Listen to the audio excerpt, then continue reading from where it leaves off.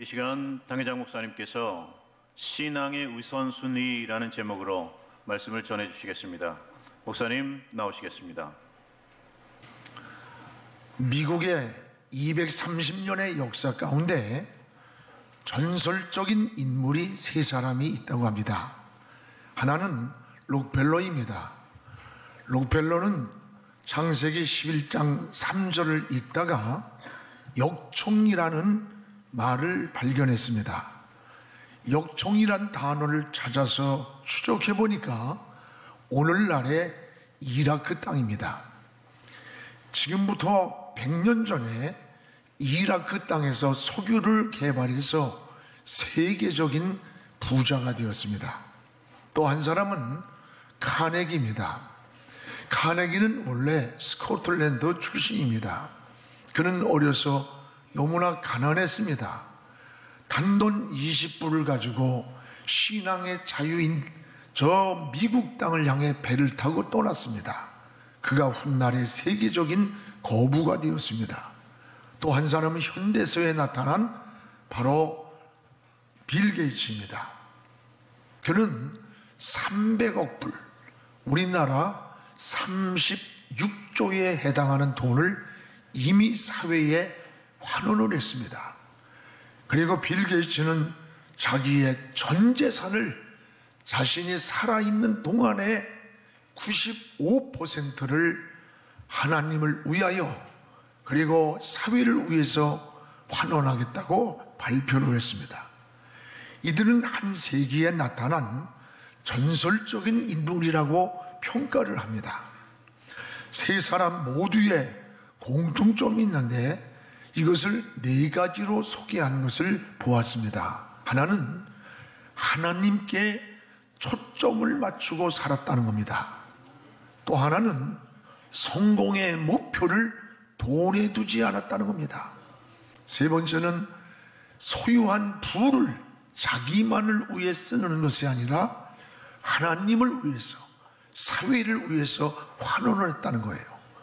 네 번째는 하나님을 감동시킨 사람들이다라는 평가를 온 세계 사람들로부터 받고 있습니다. 여러분, 하나님을 중심으로 산 이들이 바로 전설적인 인물이 되었습니다. 여러분도 하나님께 인생에 초점을 맞추십시오. 그리고 하나님이 인생의 우선순위가 되시기를 축복합니다. 인생을 살아가는 데에도 우선순위라는 게 있습니다. 시간에도 우선순위가 있고 일에도 우선순위가 있습니다.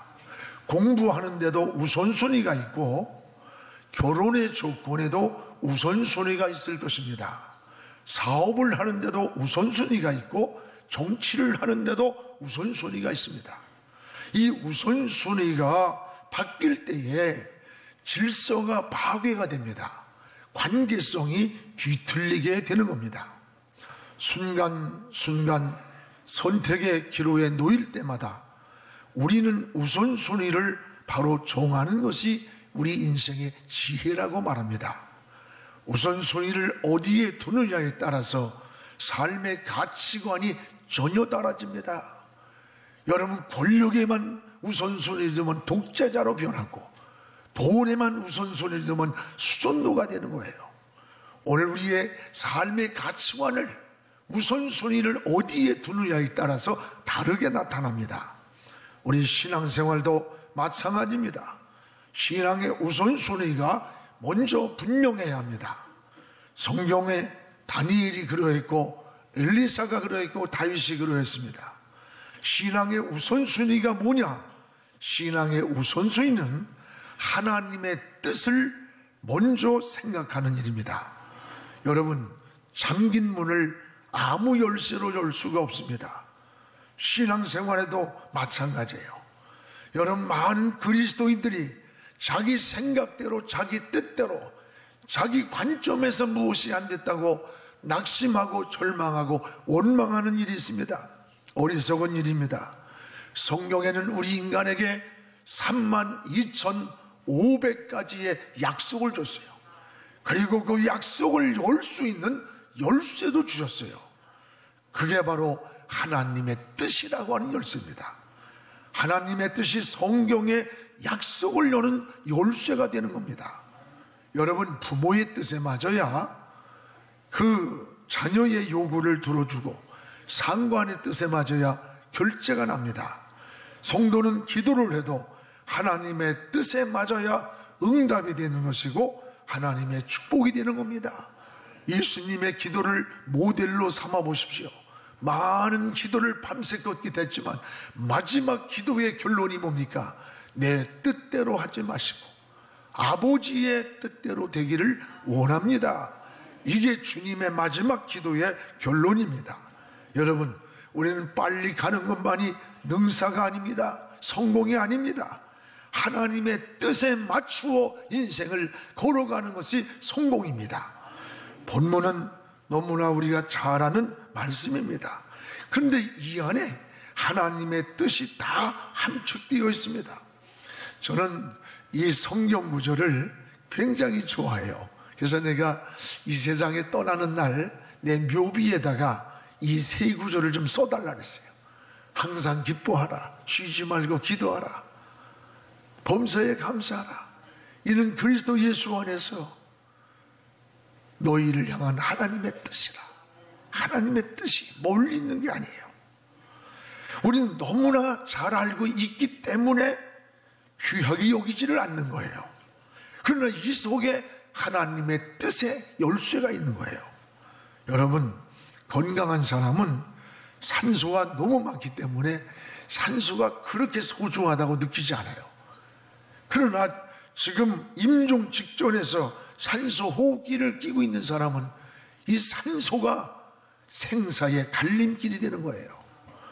오늘 하나님의 뜻이 신앙의 열쇠입니다. 열쇠를 멀리서 찾지 마십시오. 우리의 신앙을 열어가는 열쇠가 바로 여러분 곁에 있다는 것을 깨닫기를 바랍니다. 사도 바울은 오늘 하나님의 뜻을 세 가지로 소개해 주고 있습니다. 무엇보다 하나는 따라합시다. 기쁨으로 사는 것. 기쁨으로 사는 것이 하나님의 뜻이라고 했습니다. 우리 16절을 같이 읽겠습니다. 항상 기뻐하라. 이는 너희를 향하신 하나님의 뜻이니라. 하나님은 하나님의 자녀들이 기쁘게 살기를 원합니다. 하나님의 자녀들이 근심하고 절망하고 낙심하고 원망하며 사는 걸 원하지 않습니다. 그러나 우리가 살다 보면 기쁨보다 근심, 걱정, 염려가 더 많이 생기는 게 세상이라는 것을 부정할 수가 없습니다. 바다에 풍랑이 잔잔할 날이 없듯이 인생 속에도 크고 작은 많은 파도들이 끊임없이 일어납니다. 이러한 세상을 살아가는데 어떻게 그것도 순간 잠시가 아니라 항상 기쁨으로 살 수가 있겠습니까? 저는 오랫동안 이 성경 말씀이 깨달아지질 않았어요. 아니, 정신병자가 아닌 다음에야 어떻게 문제와 고통과 모순이 많은 세상에서 순간 잠시가 아니라 항상 기쁨으로 살 수 있겠는가? 근심이 생기고 걱정이 생기니까 근심하는 것이지 깨달아지질 않았어요. 늘 기도하면서 이 말씀을 묵상했는데 어느 날 성령께서 내 마음속에 강한 깨달음을 주시는 거예요. 어떤 환경 조건에서도 근심, 걱정, 염려, 불안, 원망은 결코 하나님이 주신 마음이 아니라는 사실을 알았어요. 그리고 하나님의 뜻도 아니라는 사실을 깨달았어요. 오히려 근심과 절망과 낙심과 원망은 마귀가 역사하는 사실을 깨달았어요. 왜 그러냐? 창조의 원리가 그러했습니다. 일찍이 아담과 하와가 살던 에덴 동산에 보세요. 항상 기쁨이 있었습니다. 그래서 에덴이란 말 자체가 여러분 기쁨의 동산이라는 거, 기쁨의 동산. 왜 기쁨이 있었는 줄 압니까? 하나님과 함께 임마누엘이 되었고 하나님과 항상 동행했기 때문에 그 에덴에 기쁨이 있었던 거예요. 우리가 하나님과 동행하는 곳에, 하나님과 함께하는 곳에는 어느 곳에나 기쁨이 있다는 말입니다. 그런데 아담과 하와가 하나님의 품을 떠나는 그 시간부터 이 기쁨이 떠난 거예요. 불안과 근심과 두려움이 찾아왔습니다. 살고 있는 땅이 황폐해져 버린 거예요. 그리고 보면 하나님과 동행하는 곳에 진정한 기쁨이 있다는 것을 깨달아야 돼요. 그래서 오늘 사도 바울이 말하는 항상 기뻐하라, 이 말 속에는 깊은 의미가 있는 거예요. 하나님과 동행하며 살아라, 하나님의 품에서 살아라, 하나님과 임마누엘이 되어서 살라는 말이에요. 항상 기뻐하라, 이것이 너희를 향하신 하나님의 뜻이니라. 할렐루야. 그러면 어떻게 살아야 우리가 기쁨으로 살 수가 있습니까? 세 가지입니다. 하나는, 따라합시다. 하나님의 품에서 살자. 하나님의 품에서 사는 것이 기쁨으로 사는 거예요. 어린아이가 엄마 품에 있을 때에 세상이 전쟁이 일어나고 지진이 일어나고 풍랑 태풍이 일어나도 엄마 품에 있는 아이는 포근하게 잠을 잘 수 있어요. 또한 여러분, 하나님께 인생을 맡기고 사는 겁니다. 세상 일을 근심하려고 하면 끝이 없습니다. 성경은 끊임없이 우리를 향해 맡기라고 말합니다. 맡기라. 이 맡기는 것이 곧 믿음입니다. 네 짐을 맡겨라, 네 인생의 길을 맡겨라, 네 염려를 맡겨라, 네 행사를 맡겨라. 맡기라는 거예요. 하나님 누구에게? 하나님에게. 하나님이 누구예요? 그는 전능하신 분이에요. 여러분, 신앙 고백할 때마다 여러분, 그 신앙 고백의 본질이 뭔지 알아? 우리가 무엇을 믿어야 하는가를 알려주는 겁니다. 그 신앙 고백 속에 전능자의 하나님, 우리를 위해 죽으신, 십자가에 죽으신 예수 그리스도, 그리고 성령의 능력, 삼위일체 하나님을 늘 고백하는 게 신앙 고백이에요. 오늘 여러분 누구를 믿느냐? 하나님을 믿고 인생을 맡기라는 것이고, 그리고 하나님을 맡긴 것만큼 우리 인생을 책임져 주신다는 약속인 것입니다. 오늘 자녀들의 진로, 가정의 삶, 여러분 직장 사업 염려하려고 하면 끝이 보이질 않아요. 이 모든 것을 하나님 손에 맡기십시오. 그분이 우리 인생을 책임져 주는 거예요. 또한 성령의 충만함을 받을 때 기쁨이 있습니다. 초대교회 성도들을 보십시오. 예수 믿는다고 하는 그것 하나 때문에, 예수 이름 하나를 배반하지 못하고 집을 뺏겼습니다. 직장을 빼앗기면서도 그들은 고통 가운데서도 기뻐했어요. 마지막 십자가와 부활을 증거하다가 순교의 길을 걸어가면서도 그들의 얼굴은 천사의 얼굴처럼 빛났다고 했습니다. 이 기쁨은 성령께서 주시는 기쁨이었습니다. 여러분도 성령 안에서 기쁨으로 살기를 원합니다. 기쁨으로 사는 것이 하나님의 뜻이라 그래서 뜻이라. 여러분의 삶이 기쁨이 충만하여서 이것이 너희를 향하신 하나님의 뜻이라고 하는, 여러분이 근심이 올 때마다 털어버리십시오.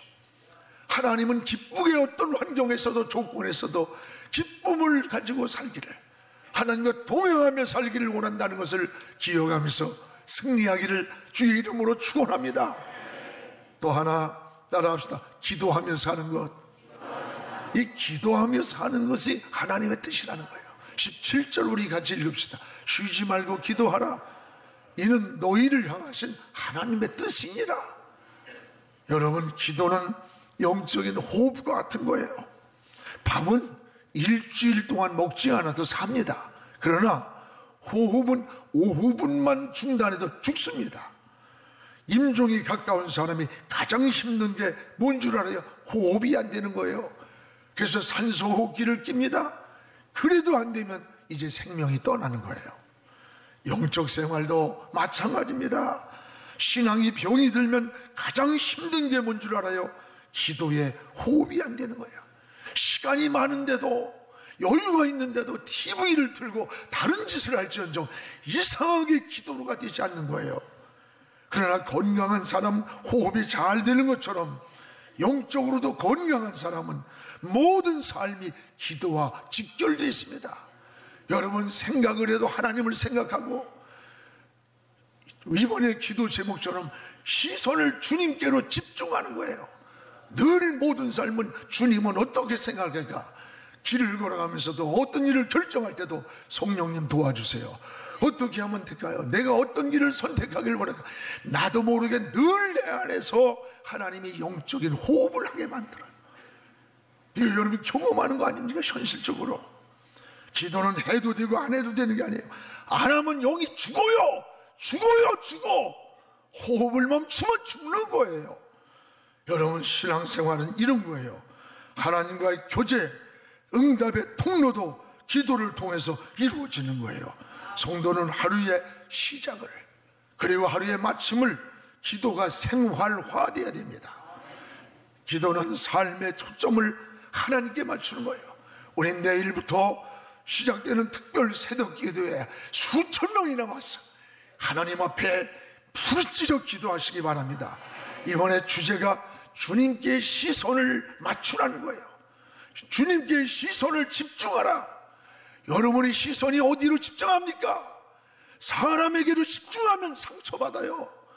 문제를 집중하면 문제가 너무 크게 보여요. 주님께 시선을 집중할 때 그 문제가 작게 보이는 거예요. 사람의 문제가 뒤틀린 것에 풀리는 거예요. 사랑하는 여러분, 일하면서도 기도하는 겁니다. 운전하면서 눈 뜨고 기도하는 겁니다. 공부하면서도 기도하십시오. 하나님의 지혜를 주십니다. 기도하며 보내는 시간은 결코 인생의 낭비가 아니라는 사실을 확신해야 됩니다. 여러분 잘 아는 세계적인 암의 권위자인 원중수 박사의 간증은 너무나도 잘 압니다. 유명해서. 그는 대전고등학교에서 450명 중에 400등을 하는 아주 그런 열등적인 그런 성적을 가지고 살았어요. 그는 어느 날 예수님을 믿고 은혜를 경험했습니다. 그때부터 삶의 목표가 생긴 거예요. 하나님의 영광이라고 하는, 하나님의 영광을 위해서 내가 살리라는 비전을 품게 되었어요. 약짝같이 공부를 했습니다. 목표가 분명하기 때문에 그는 서울대 의대를 들어갔어요. 졸업할 때에 서울대 의대에 수석 졸업을 했어요. 그리고 미국으로 유학을 했습니다. 병원에서 연봉 40만 불에 취업을 했습니다. 그런데 병원에서 주일날 교회를 가기가 힘들어졌어요. 새벽 기도는 아예 가지를 못하는 처지가 되었습니다. 원중수 박사는 하나님께 이런 기도를 드렸다고 합니다. 하나님, 제가 새벽 기도를 하지 못하는 대신에 내가 선교사들을 돕는 많은 돈을 도와서 선교사들을 도와주겠습니다. 돈으로. 그때 성령께서 강하게 마음을 터치하시더래요. 내가 많은 헌금을 드리는 것보다 나는 새벽에 내 기도하는 그 모습을 내가 보기를 원한다. 그 성령의 감동을 받고 40만 불의 연봉을 포기해버렸대요. 여러분, 그런데 하나님은 그에게 지혜를 주셨어요. 그를 더 높이기 시작했습니다. 미국의 세계적인 유명한 암센터의 세계적인 권위자의 한 사람이 되었어. 연봉이 100만 불이 넘어간답니다. 올여름 그렇습니다. 하나님은 먼저 기도하기를 원하는 거예요. 여러분 인생을 기도하고 결정하고 기도하고 선택하고 기도하고 인생의 길을 걸어가기를 축복합니다. 기도가 얼마나 중요한지 계시록 8장에 보면 여러분이 주여 주여 하는 신음소리까지도 금향로에 담아서 하나님의 보좌로 천군 천사들이 올린다는 거예요. 왜 금향로에 담느냐? 그 내용이 변질될까봐. 금은 변질되지 않는 거거든. 그래서 담아서 하나님 보좌로 올리고 있다는 거예요. 오늘도 우리의 기도를 금향로에 담아서 하나님의 보좌로 올리고 있다는 것을 기억하시기를 바랍니다. 오늘 기도하는 자에게 지혜가 떠오르고 하나님의 역사를 체험하게 됩니다. 기도하는 사람, 기도하는 가정, 기도하는 민족은 실패같이 보이고 위기같이 보일지라도 결국은 승리하게 됩니다. 지금 우리나라가 핵 문제로 얼마나 많은 위기가 있습니까? 사면의 외교적으로도 문제가 있고 여러분 정치적으로 군사적으로도 지금 위기라고 말하고 있어요. 나는 그러나 우리나라는 위기 속에서 하나님은 축복의 기회를 우리에게 줬어요. 그 기회가 뭔 줄 알아요?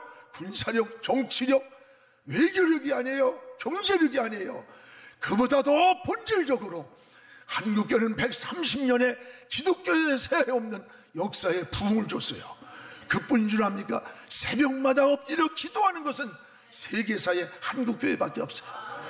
우리는 민족을 위해 기도했어요.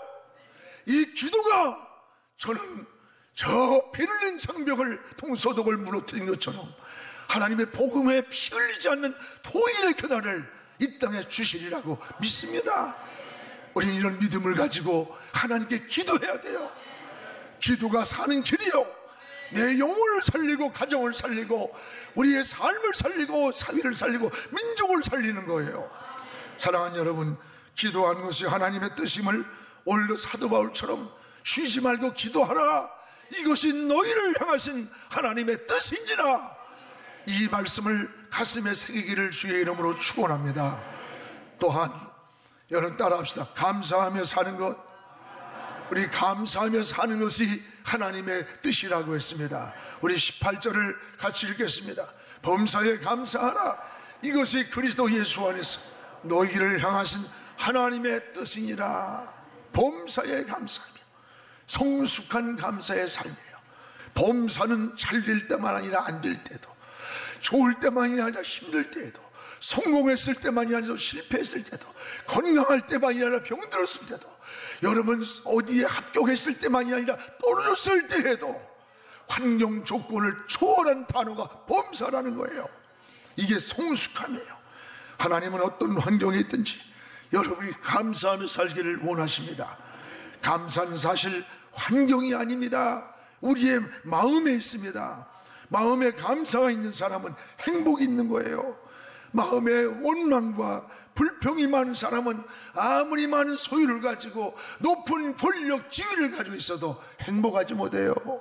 남편이나 아내를 원망하는 가정치고 행복한 부부 있습니까? 원망과 불평이 많은 곳에는 마귀가 항상 찾아와 있는 거예요. 그러나 감사, 찬송이 있는 곳에는 하나님이 여러분과 동행하고 있는 겁니다. 여러분, 우리 그리스도인들은 세 가지를 감사해야 돼요. 저는 우리 아들이 힘들고 어려울 때 나를 위해 기도해 주세요, 기도해 주사니 어느 한 며칠 있다가 아빠, 하나님 말씀을 읽다가 너무 큰 은혜를 깨달아서 고백하고 싶어요 라는 고백을 초록스러이가 얘기를 해요. 하나님의 은혜는 세 가지입니다. 에베네셀의 감사입니다. 에베네셀의 하나님, 과거에서 지금 이 자리까지 인도하신 그 하나님께 감사해야 됩니다. 또 하나님 임마누엘, 지금 내가 어렵고 힘들지라도 하나님이 나와 함께 하시는 그 하나님을 믿으며 감사해야 된다는 거예요. 또 하나는 지금 힘들고 어렵고 병들고 그럴지라도 나의 미래를 이미 예비하고 준비해 놓고 계시는 그 하나님을 믿으면서 여호와 이레, 여호와의 이레의 하나님께 감사하며 사는 거래요. 그래서 제가 몇 년 전에 굉장히 은혜를 받은 일이 있어요. 그렇습니다. 이게 뭡니까? 과거, 현재, 그리고 미래를 향해서 하나님께 늘 감사하며 사는 게 우리 그리스도인의 삶이에요. 좋을 때 나쁠 때 이 세상 떠나는 날에도 감사하면서 저 천국을 바라보면서 걸어가는 게 우리 그리스도인의 삶이 아닙니까? 사랑하는 성도 여러분, 우리 교회는 11월 첫 주에 추수감사절로 드려요. 여러분, 감사절을 물질로만 드리는 것으로 계산하지 마세요. 여러분, 이거보다 더 귀한 감사를 적어보면서 하루에 20번씩만 감사를 고백해 보시기 바랍니다. 자녀를 보고도 내가 내 자녀인 것을 감사한다. 아내를 바라보면서도 당신이 내 아내인 것을 감사합니다. 남편을 향해서도 당신이 나와 함께 동행하면서 오늘까지 살아온 당신을 생각하며 감사한다. 목장에서도 당신이 우리와 함께 한 목장이 된 것을 감사한다. 내가 영안교회 한 교인 된 것을 감사한다. 내가 대한민국에 태어난 것을 감사한다. 제가 2부에 설교하고 났더니 어느 권사님이 그래요. 목사님이 내 목사 된 것이 너무 감사해요. 근데 기분이 좋더라고. 저도 여러분이 저와 함께 하나님 나라의 통역자가 되어서 하나님 나라에 동반하면서 걸어가는 양과 목자가 된 것이 얼마나 감사한지 몰라요. 사랑하는 여러분, 오늘 하루를 세워보면서 저녁이 되어도 20번까지 채워지지 않거든 찾아서라도 가서 해보십시오. 같은 말을 반복하면 그 언어가 우리 인생을 이끌고 간다는 게 이끌고, 언어는 뇌를 입력을 시키고 뇌는 행동을 움직이는 거예요. 부정적인 언어를 사용하면 자기 인생을 후진기어처럼 자꾸 인생을 자꾸 후진시키는 거예요. 전진기어를 놓고 달려보세요. 새로운 변화가, 역사가 일어납니다. 이번에 오시는 조태현 여러분 대단합니다. 참 제가 집사람하고 있다가 기대하십시오. 기대를 해야 은혜를 받아요. 사모해야 돼요. 여러분 젊은이들에게 꿈을 주고 우리 넘어졌던 자리에서 일어날 힘을 주고 용기를 줍니다. 영적인 하나님의 살아계심을 증거할 수 있습니다. 만사를 제쳐놓고 달려오는 기회가 되기를 주의 이름으로 축원합니다. 우리 신앙생활은 뭐와 같은 줄 알아요? 자전거 타는 거와 같은 거예요. 자전거는 계속 페달을 밟아야 넘어지지 않고 잘 달려가는 겁니다. 페달을 밟지 않으면 넘어지고 말아요. 신앙의 페달이 뭐예요? 감사해요. 감사. 어려워도 감사하고 즐거우면 더욱 감사하는 겁니다. 한 해의 결산을 하는 추수감사절에 오직 감사의 페달만 밟으면서 할 수만 있으면 만나는 사람들을 축복하십시오. 축복하세요. 만나는 사람들에게. 그리고 감사를 말해보십시오. 감사와 축복이 부메랑이 되어서 여러분께로 다시 돌아올 것입니다.